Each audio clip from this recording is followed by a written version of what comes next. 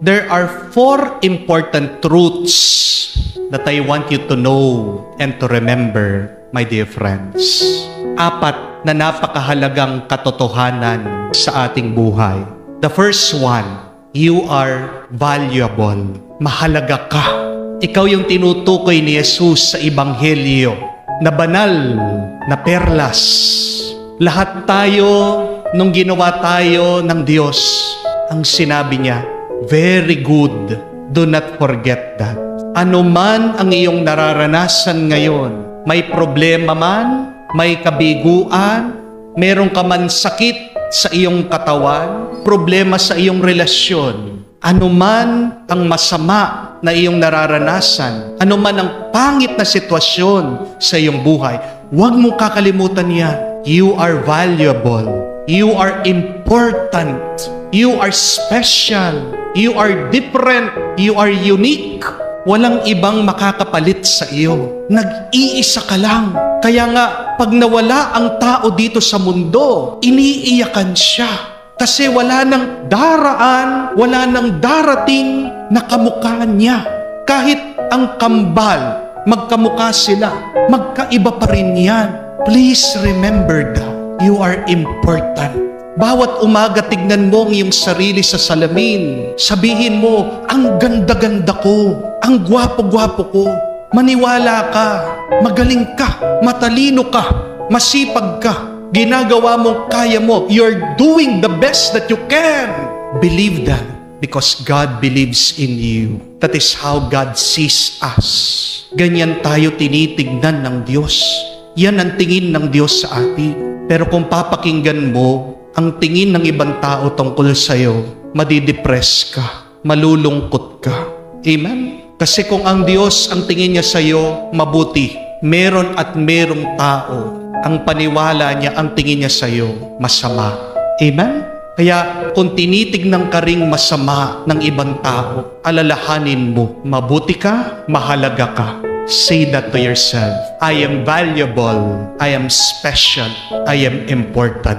But the second truth is, not everybody will appreciate your value. Amen? Hindi lahat ng tao papahalagan ka. Hindi lahat ng tao makikita ang iyong halaga. At bakit? Hindi dahil hindi ka mahalaga. Ito ay dahil sa kanilang ugali. Meron talagang tao, ugaling aso. Yan yung binabanggit ng ating Panginoon. Banal ang isang bagay, pero dahil aso ang ugali, anong ginagawa? Sinasayang, tinatapak-tapakan. Meron talagang tao, ugaling baboy. Kaya kahit na mahalaga ka, kahit na mabuti ka, bababuyin ka nila. Wala kang halaga minsan sa ibang tao dahil pangit at masama ang ugali ng ibang tao. Expect that people will gossip about us. People will put us down. May mga tao, sisiraan ka nila, lalaitin ka, huhusgahan ka, isasantabi ka, mumurahin ka, lolokohin ka, iiwan ka. Yan ang paalaala ng ating Panginoon. We will experience that, being trampled upon. Not everybody will appreciate how special, how good, how valuable you are. But the third truth is, remember this, when people will not appreciate your value, it will not lessen your value. Being unappreciated does not lessen your value. Kung hindi ka nila matanggap, kung hindi ka pinapahalagahan, hindi nababawas ang iyong halaga. Ang perlas, kahit na tinapaktapakan ng mga baboy, dinumihan ng mga aso, perlas pa rin. Amen? Yan yung tandaan mo. Kahit na ano pa yung sinabi nila sa iyo, kahit ano pa yung ginawa nila sa iyo, na masakit, na pangit, na hindi mo makalimutan, hindi nababawas ang iyong kabutihan.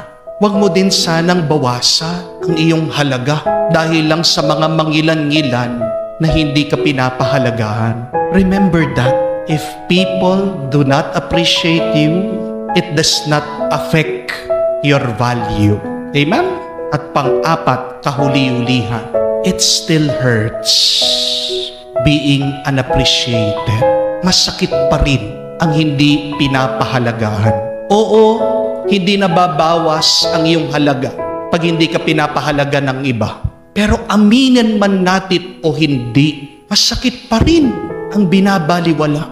Masakit pa rin pag tayo'y sinisiraan ng ibang tao. Masakit pa rin pag nilalait tayo at hinuhusgan tayo. Masakit pa rin pag tayo ay niloko at iniwan. Do not deny that, but accept that. Why? Because pain is part of being human. Tandaan niyo po yun. Pag hindi ka na nasasaktan, ibig sabihin hindi ka tao. Kaya ka nasasaktan, tao ka. Yan ay parte ng ating pagkatao. Pain. And embrace the pain. Accept it, but do not remain in it. Masakit. Pinabayaan ka. Siniraan ka ng ibang tao. Niloko ka. Rise above it.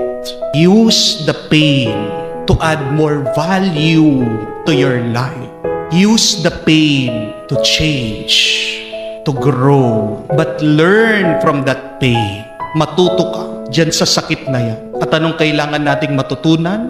Na kailangan din tayong lumayo sa mga hindi nakaka-appreciate sa atin.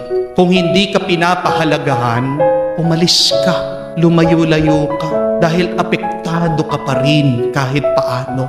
Kamukha na lang ng isang magandang sasakyan. Imaginin mo isang Lamborghini o Ferrari. Kung hindi inaalagaan yan, pinapabayaan, maulanan, maputikan, madumihan, anong mangyayari dun sa napakaganda sasakyan? Hindi pinapaandar. Pagkatapos ng matagal na panahon, pag pinaandar mo, gagana pa kaya? Kung papakarwash mo, anong mangyayari sa pintura? Wala na, nasira na. Ganyan din sa atin.